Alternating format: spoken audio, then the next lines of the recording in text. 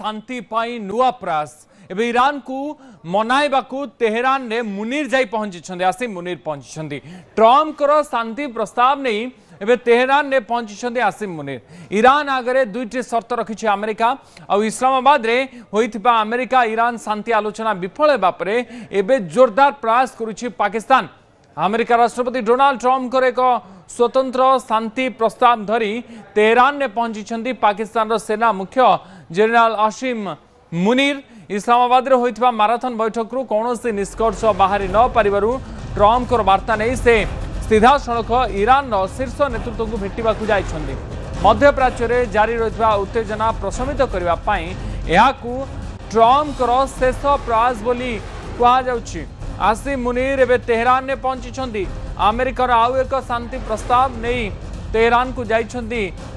आसिम मुनीर पाकिस्तान सेना मुख्य आसिम मुनीर जाई तेहरान ने पहुंची ईरान सर्वोच्च नेता ईरान बड़ नेता मानक नीति निर्धारक मानक भेटुछन्ति एवं तांको मनैबा चेष्टा करुछन्ति।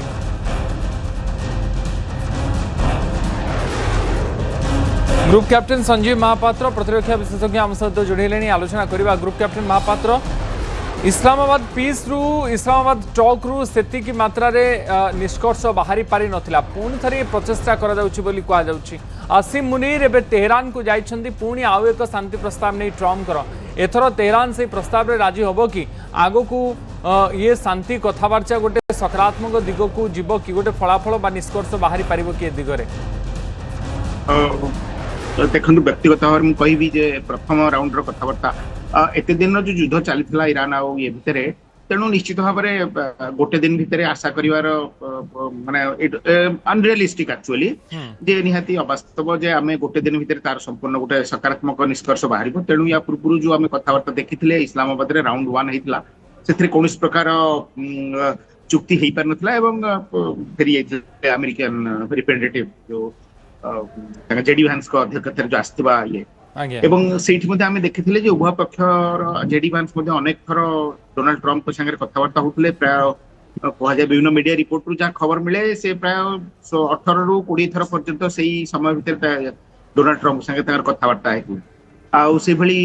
ईरान तरफ रु जो तंकर असेंबली स्पीकर गलीबाफ थिले बा तंकर थिले आपण देखिबे पेजेस्कियान आ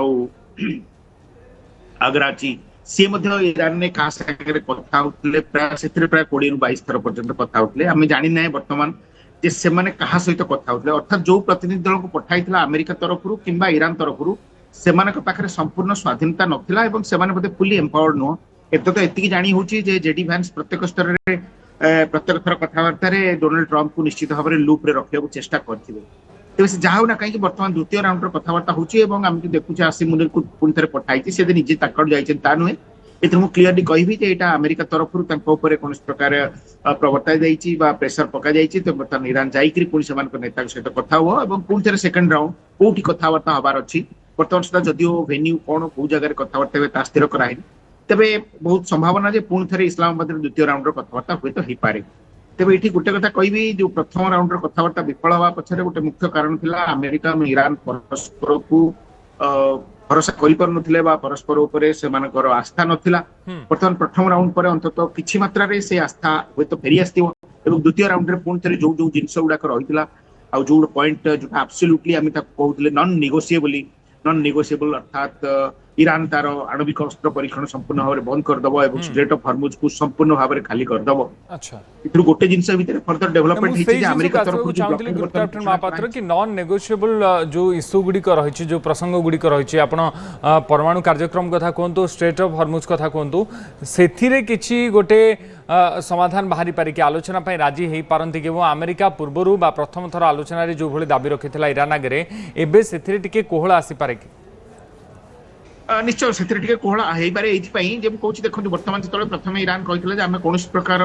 कंप्रोमाइज करूँ ना सालिश करूँ ना बर्तमान 2 दिन है नेवल ब्लॉकेड आरंभ हो जाए अमेरिका तरफ जदिव चीन किसी मात्रा विरोध करिंतु बर्तमान ईरान भी कौन जहाज बर्तमान से बाट देकर बाहर को जाई पारुनी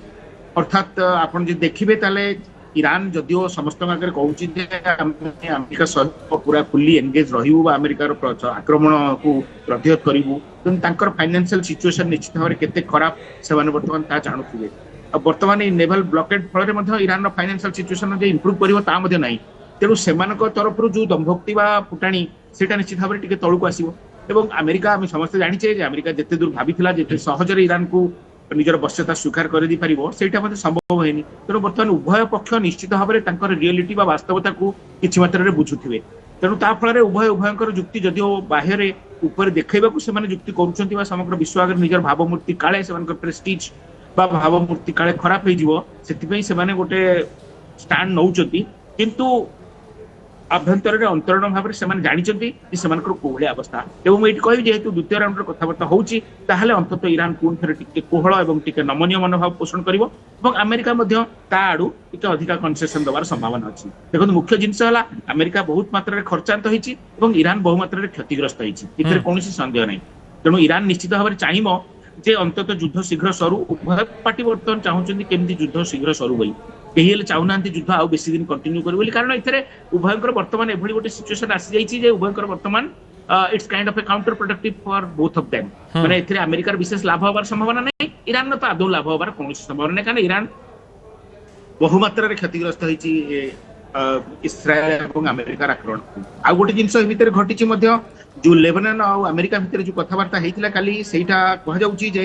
ସେଥିରେ ଅନେକ ଅଗ୍ରଗତି ଆଗକୁ ହେଇଛି ଏବଂ ଲେବାନନ ଗଭର୍ଣ୍ଣମେଣ୍ଟ ମଧ୍ୟ ରାଜି ହେଇଛି ଆମେ ଆଉ ବର୍ତ୍ତମାନ ସେଇ ହିଜବୁଲ୍ଲା ମାନଙ୍କୁ ଆମେ ସପୋର୍ଟ କରିବୁ ନାହିଁ ବା ଆମେ ୟୁଏସଏ ସହିତ ମିଶିକିରି ବର୍ତ୍ତମାନ ହିଜବୁଲ୍ଲାର ପ୍ରଭାବ ସେ ଅଞ୍ଚଳରୁ କମେଇବାକୁ ଚେଷ୍ଟା କରିବୁ। ଏଇଟା ମଧ୍ୟ ଇରାନ ପାଇଁ ଗୋଟେ ଭଲ ନ୍ୟୁଜ ନୁହେଁ, କାରଣ ଇରାନ ସଦାବେଳେ ହିଜବୁଲ୍ଲା, ହମାସ ଆଉ ହୁତି ଏଇଭଳି ଟେରରିଷ୍ଟ ଅର୍ଗାନାଇଜେସନ ମାନଙ୍କ ପାଇଁ ନିଜର